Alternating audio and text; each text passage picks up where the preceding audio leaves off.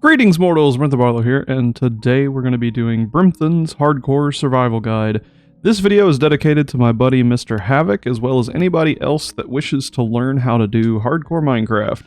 It's going to take you through starting your first hardcore world, surviving your first night, as well as getting you up to enchanted diamond armor so you don't have to worry about as much. There's going to be many tips and tricks on how to stay alive, as well as getting all of that in-game items that you're looking for.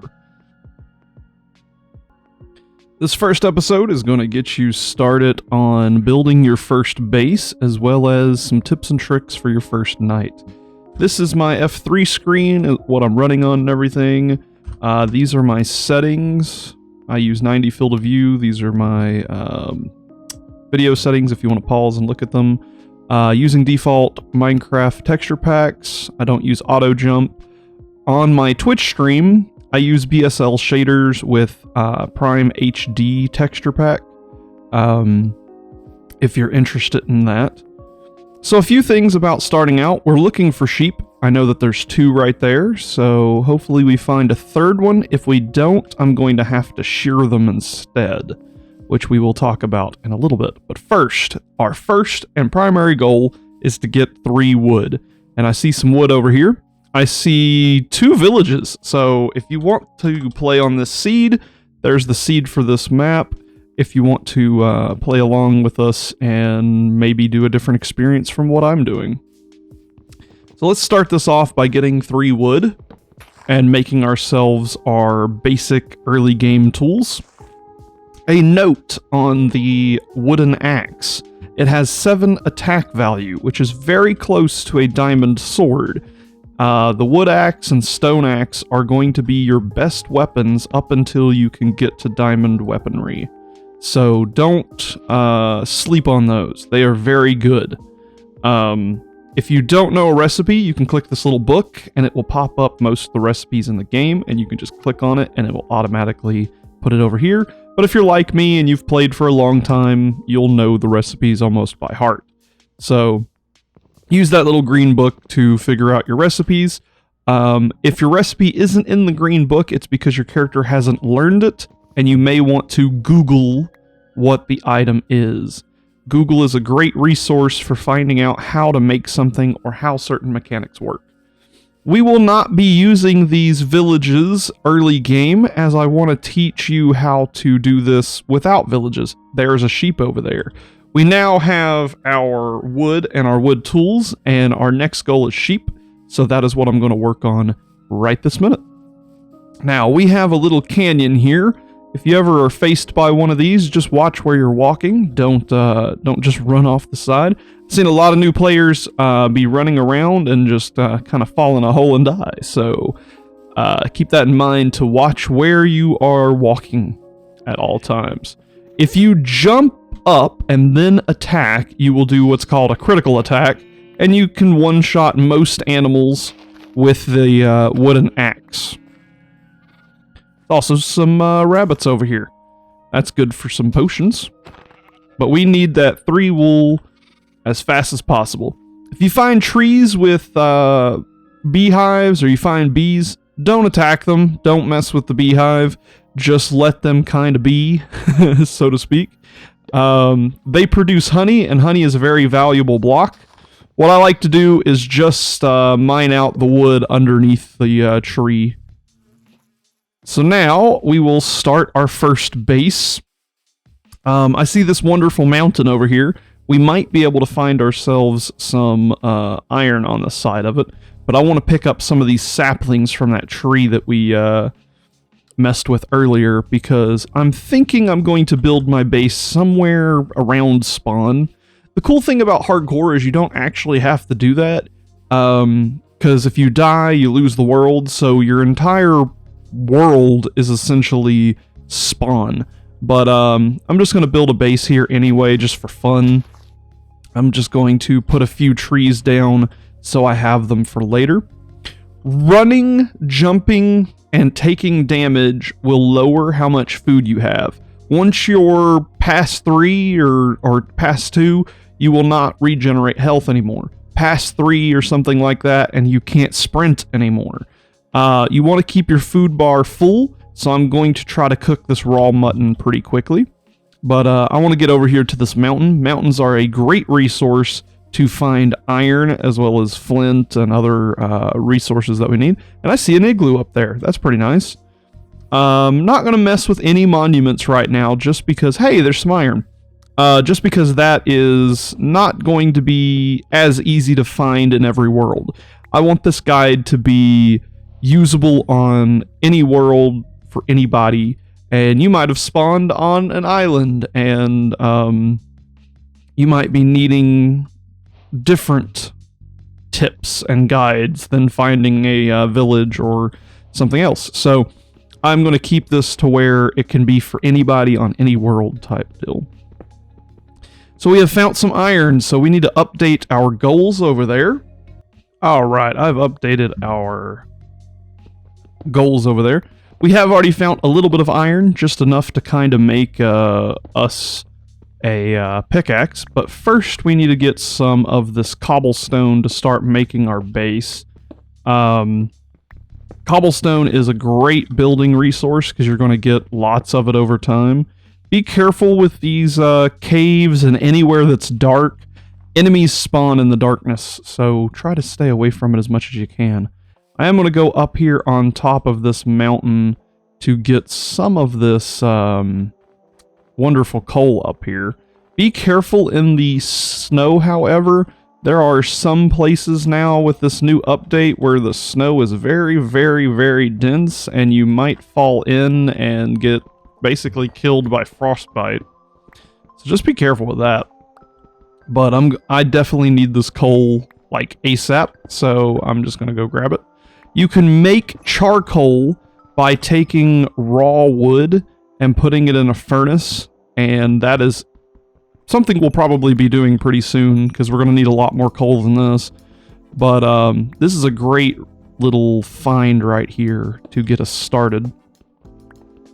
Again, I highly recommend making charcoal if you didn't find a little coal spot like that right there. I really want to check out the igloo, but oh! See, I was falling in some of the snow there. I need to be very careful with the snow. It could actually kill us. All right, we have some of the resources that we're looking for, so I'm going to just kind of go right about here and start popping down this house. I like to make a tent style house where we set up a middle like so, and basically it's just a triangular hut that is created with a 1 block high air block above us, and then I just kind of extend it out a little bit. And now that I kind of know where things are going to go near and around the house, is I set my bed right there, so we can set a crafting table right here, and this will allow us to make some planks and start our bed. Now we're going to set down our bed. We want to grab ourselves... we want to start mining out our mine shaft here. Now, some people will recommend building a shovel, or crafting a shovel, and that'll make getting through dirt a little bit faster, but dirt is something that I mine so rarely in the early game. I just wait until I have a diamond shovel to mine the later in the game amounts of dirt that I might be mining. The amount of dirt that I mine in the early game is about this much right here. I don't usually mine dirt too often, unless I find it in the underground, so to speak. So there's me a furnace, and now I'm going to stick me a piece of coal in here, start cooking up the raw mutton, and I am going to go... Well, trees are so far away, that's why we planted some nearby. We're kind of screwed on the wood front just because they're such a far distance away, so I'm just going to hold off on that. Let's eat some mutton. Food is slowly going to become a problem for us in this round, is what it looks like. So let's go ahead and make some sticks. And I'm going to turn all... Nah, I'm not going to turn all of that coal in there. Let's just make about that many and keep the rest. If we need more, we'll make more. Alright. So I like to put a torch right there.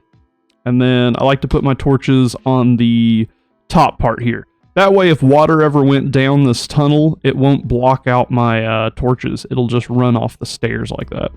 And now I'm just going to sit here and mine off this staircase until I get to bedrock. Because we're pretty much safe in the mine shaft. There's no real reason to finish the base until until this is done. Because it's not like mobs are going to really spawn on top of us here. It's a good rule of thumb to always sleep at night so that you can just keep mobs from ever spawning. And you may want to do that in your own world, but I'm pretty confident in my ability to fight enemies and such, so I'm just going to go ahead and finish this mine shaft all the way to bedrock. So I am going to sleep because I want it to upgrade my pickaxe to iron. Since we have this iron, there's no sense in me mining slowly, so I'm just going to real quick cook this iron up and make me an iron pickaxe. Also, once you have cobblestone, you can pretty well just throw away your wooden tools. They're pretty much useless at this point. And I'll just make myself a stone axe, essentially. And to talk about finishing building the house real quick here, I just kind of do this little number here.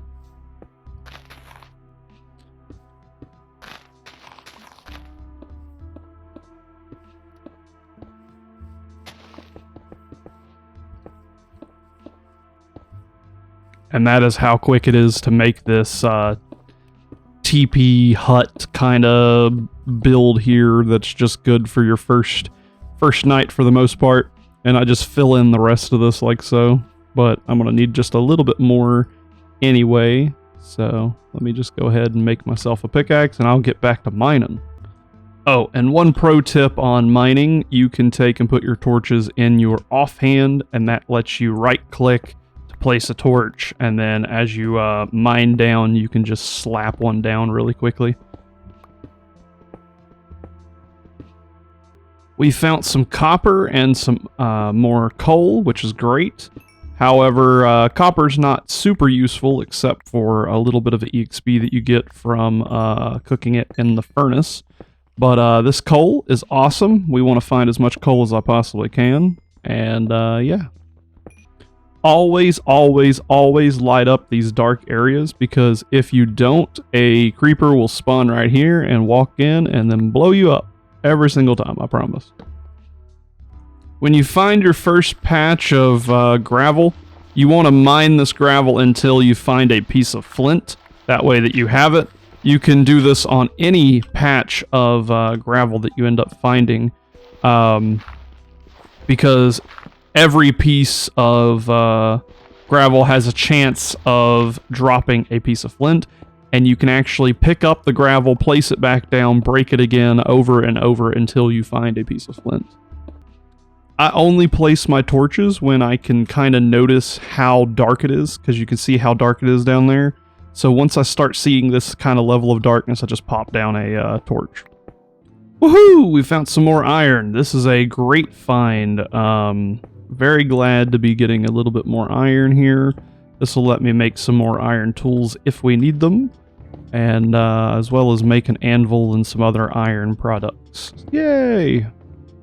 More coal, or more copper. I found even more iron very close by. That is another great one to find. But it wasn't very much at all. Boo! We found our first obstacle, a giant cave.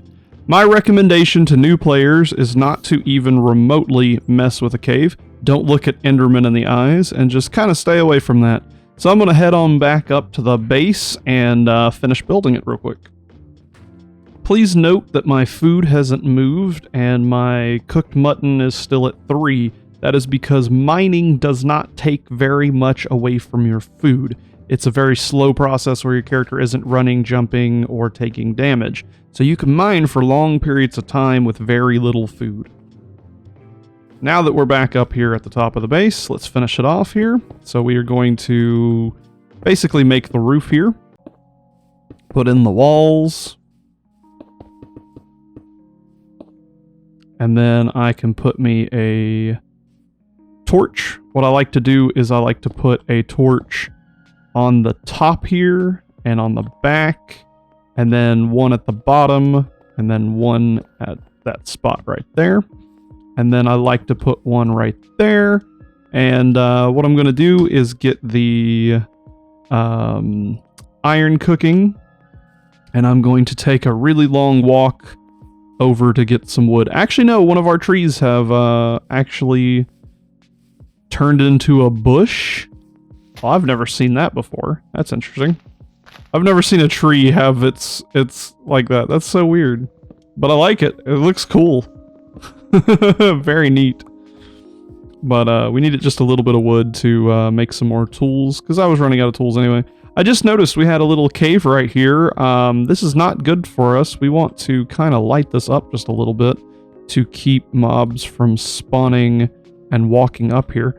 Speak of the devils, and they will appear.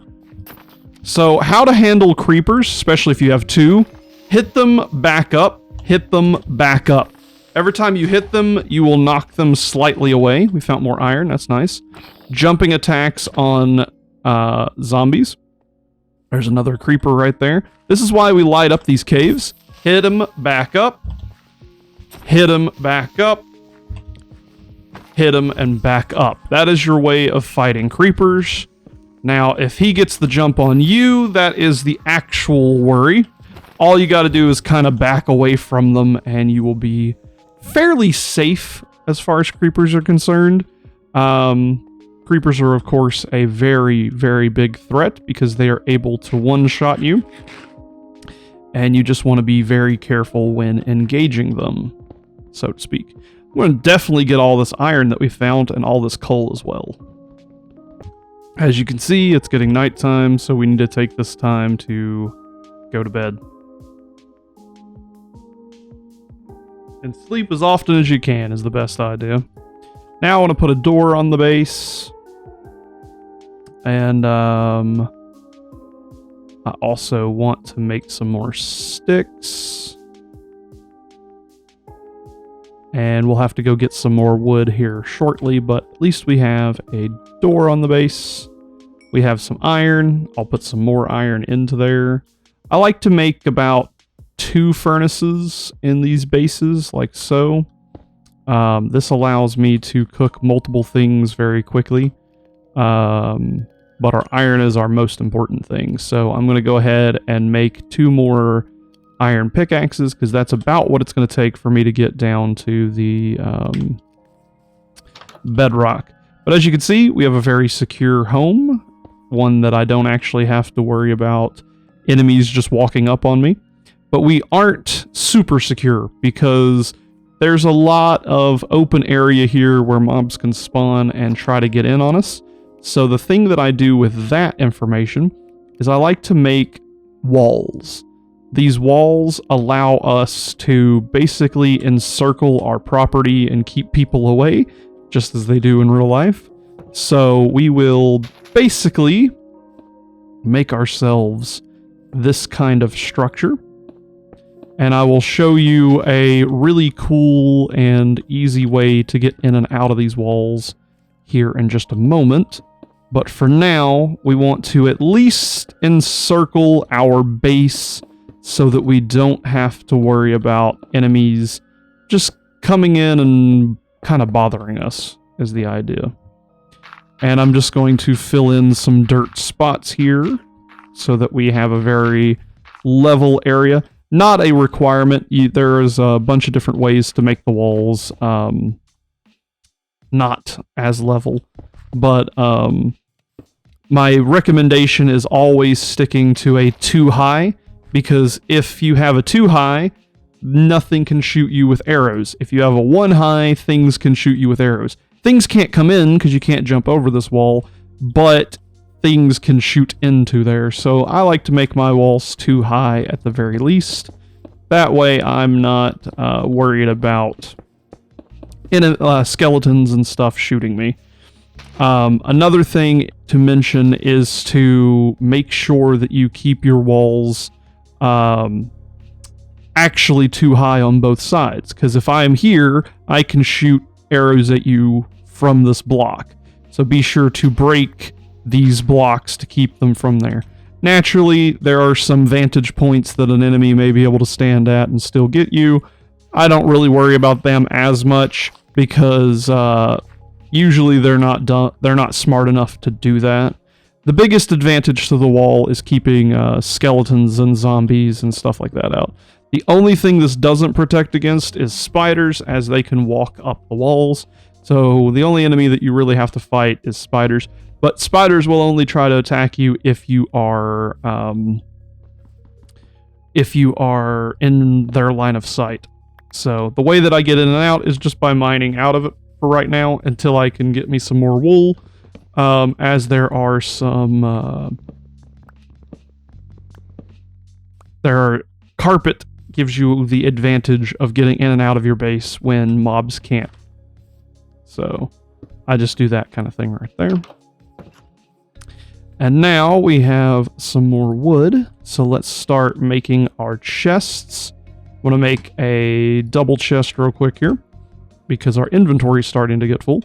And what I like to do is just put them in the floor right here. And now we can just start dumping items into our chests. I always keep sticks on me. I always keep a couple doors on me. Keep some building block type deal. I leave my walls up here. Keep my meat on me. Keep my axe in case I get into fight.